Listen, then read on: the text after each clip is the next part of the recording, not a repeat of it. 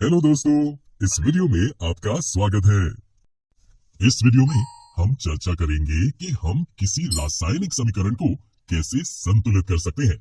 हम इसे एक उदाहरण की मदद से समझेंगे और बाद में हम किसी भी समीकरण को संतुलित करने के लिए इस निश्चित तरकीब का अनुसरण कर सकते हैं। समीकरणों के संतुलन को सीखने के लिए यह सबसे सरल तरीका है। आइए अब हम रासायनिक समीकरणों के संतुलन को सीखना शुरू करते हैं। सबसे पहले समझते हैं कि संतुलित रासायनिक समीकरण का अर्थ क्या है। वास्तव में संतुलित रासायनिक समीकरण में रासायनिक अभिक्रिया के पहले एवं उसके पश्चात प्रत्येक तत्व के परमाणुओं की संख्या समान होनी चाहिए। ऐसा कहना गलत न होगा कि किसी भी रासायनिक अभिक्रिया में द्रव्यमान का ना तो निर्माण होता है और ना ही विनाश। आइए हम उदाहरण द्वारा संतुलन विधि को समझते हैं। आयरन की प्रतिक्रिया पानी से करें जो आयरन ऑक्साइड और हाइड्रोजन पैदा करता है। इस रासायनिक अभिक्रिया में तीर के निशान के दोनों ओर के तत्वों के परमाणुओं की संख्या की तुलना करेंगे। जैसे कि आप देख सकते हैं, आयरन के LHS में 1 तथा RHS में 3 परमाणु हैं।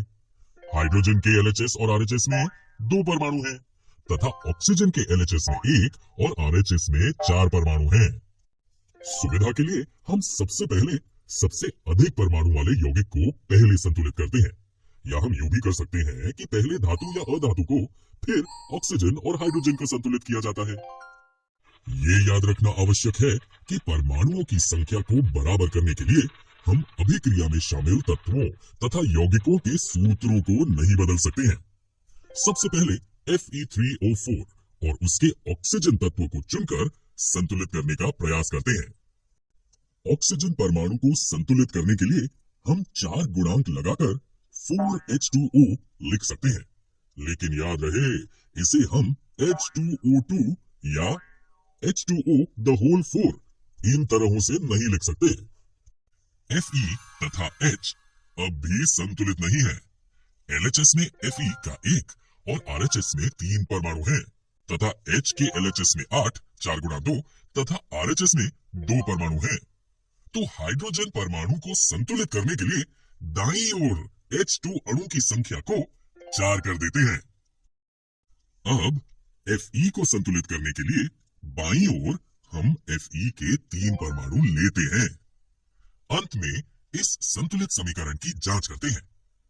Fe के तीर के दोनों ओर 3, हाइड्रोजन के 8 तथा ऑक्सीजन के 4 परमाणु हैं।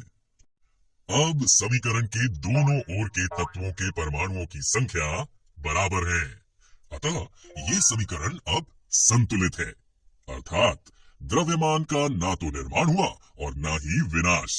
इसलिए अभिक्रिया के पहले एवं उसके पश्चात प्रत्येक तत्व के परमाणुओं की संख्या समान है। दोस्तों, जैसा कि हमने बताया कि समीकरण संतुलन सीखने के लिए कड़े अभ्यास की आवश्यकता होती है, इसलिए आप इसका अधिक से अधिक अभ्यास करें। इसके लिए हम आपको कुछ असंतुलित समीकरण दे रहे हैं। वीडियो को रोककर इनका बताई हुई विधि से संतुलन कीजिए और फिर अपने उत्तर का मिलान कीजिए।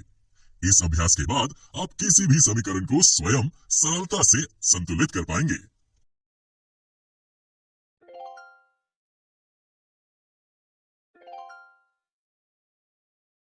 दोस्तों, किसी भी समीकरण को संतुलित करने के लिए याद रखें, सबसे पहले धातु, अधातु, तत्पश्चात हाइड्रोजन और ऑक्सीजन को संतुलित करना होगा।